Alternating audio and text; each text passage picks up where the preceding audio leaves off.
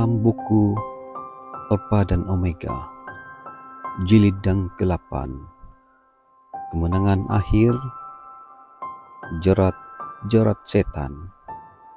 Penafsiran Alkitab yang semu dan penuh hayalan dan berbagai teori yang bertentangan mengenai iman keagamaan yang terdapat dalam dunia Kristen adalah pekerjaan musuh besar kita untuk membingungkan pikiran sehingga mereka tidak melihat kebenaran itu dengan jelas.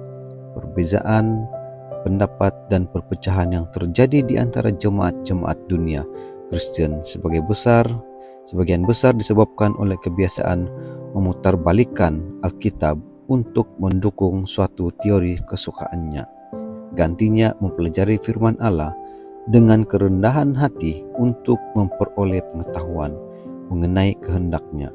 Banyak yang berusaha hanya untuk menemukan sesuatu yang ganjil atau yang asli, yang original, untuk mempertahankan doktrin-doktrin yang salah atau praktik-praktik yang tidak Kristiani. Sebagai orang menggunakan ayat-ayat Alkitab di luar konteks, mungkin mengutip setengah ayat untuk membuktikan pendapat mereka, sementara sebahagian yang sisa akan menunjukkan arti yang berlawanan. Dengan kelicikan seekor ular, mereka berlindung di belakang ucapan-ucapan yang tidak berhubungan satu sama lain, yang diartikan sesuai dengan keinginan manusiawi mereka. Demikianlah banyak orang yang dengan sengaja memutarbalikkan dan menyalahgunakan firman Allah. Yang lain yang mempunyai imajinasi aktif mengambil angka-angka dan lambang-lambang Alkitab, menafsirkannya sesuai dengan kesukaannya, dengan mengabaikan kesaksian Alkitab sebagai pentafsir atau penafsir dirinya sendiri, dan dengan mengabaikan kesaksian Alkitab sebagai penafsir, dan kemudian mereka mengemukakan tingkah laku mereka yang aneh itu sebagai ajaran-ajaran Alkitab.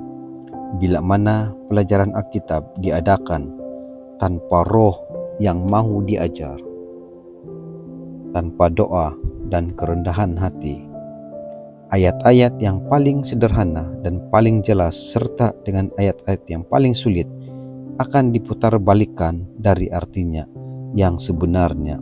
Pemimpin-pemimpin kepausan memilih bagian-bagian Alkitab yang paling sesuai dengan maksud-maksud mereka, menafsirkannya sesuai dengan kemauan mereka, lalu menyampaikannya kepada orang-orang, sementara mereka melarang mempelajari sendiri Alkitab dan mengerti kebenarannya yang kudus itu. Seluruh isi Alkitab harus diberikan kepada orang-orang sebagaimana ia dibaca. Adalah lebih baik bagi mereka untuk tidak mengajarkan Alkitab sama sekali daripada mengajarkan Alkitab yang telah disalahartikan dan disalah-lukiskan. Alkitab telah dirancang untuk menjadi penuntun kepada semua orang yang rindu mengenal kehendak pencipta mereka. Allah memberikan kepada manusia perkataan nubuat yang pasti. Malaikat-malaikat dan bahkan Kristus sendiri datang memberitahukan kepada Daniel dan Yohanes perkara-perkara yang harus segera terjadi. Wahyu 1 ayat 1. Perkara-perkara penting itu yang menyangkut keselamatan kita tidak dibiarkan tersembunyi sebagai rahasia.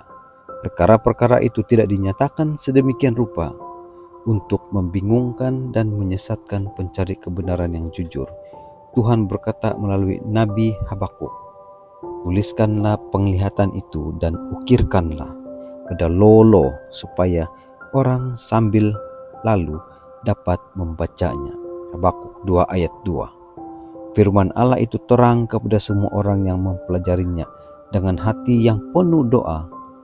Setiap jiwa yang benar-benar tulus akan menemukan terang kebenaran. Terang sudah terbit bagi orang benar. Mazmur 97 ayat 11. Dan tak akan ada jemaat yang maju dalam kesucian kecuali anggota-anggotanya dengan sungguh-sungguh mencari kebenaran seperti mencari harta yang terpendam. Dengan seruan kebebasan, manusia dibutakan terhadap tipu muslihat musuh mereka, sementara ia terus bekerja untuk mencapai tujuannya. Sementara ia berhasil menggantikan Alkitab yang dengan spekulasi-spekulasi manusia, maka hukum Allah dikesampingkan dan jemaat berada di bawah perhambaan dosa walaupun mereka mengaku bebas. Bagi banyak orang, penelitian ilmiah adalah kutub. Allah telah mengizinkan suatu terang besar menerangi dunia ini dalam penemuan ilmu dan seni. Tetapi orang yang terpintar sekalipun, jika tidak dituntun oleh firman Allah dalam penelitian mereka, akan menjadi bingung dalam usahanya untuk menyelidiki hubungan ilmu pengetahuan dengan nubuatan. Pengetahuan manusia mengenai perkara-perkara materi dan rohani adalah berat sebelah dan tidak sempurna. Oleh sebab itu banyak orang tidak mampu untuk mengharmoniskan pandangan ilmu pengetahuan mereka dengan pernyataan-pernyataan Alkitab. Banyak orang menerima hanya teori-teori dan spekulasi-spekulasi sebagai fakta-fakta ilmiah, dan mereka pikir bahwa firman Allah harus diuji oleh pengajaran dari apa yang disebut pengetahuan.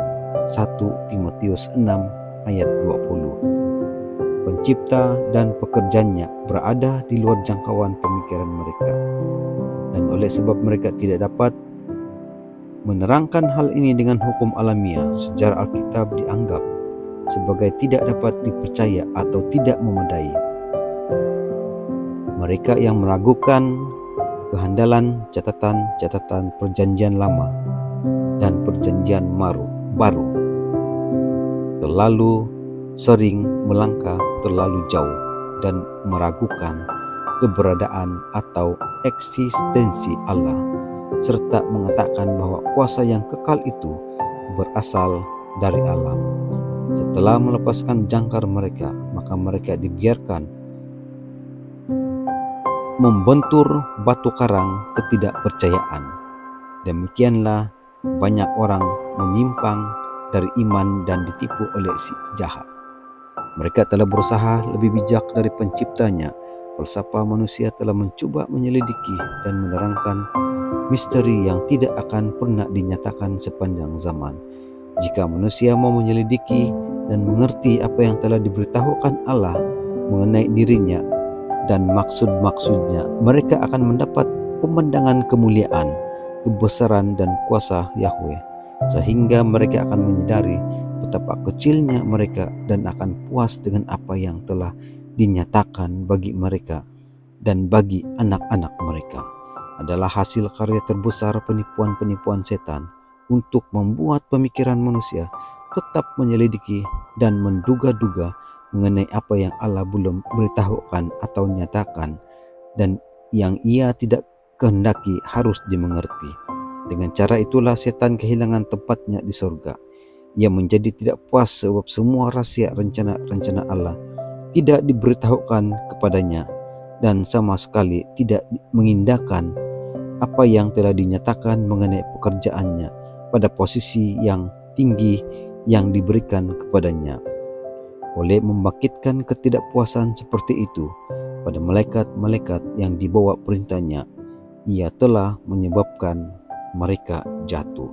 Sekarang ia berusaha untuk mengilhami pikiran manusia dengan roh yang seperti itu dan menuntun mereka mengabaikan perintah-perintah langsung dari Allah.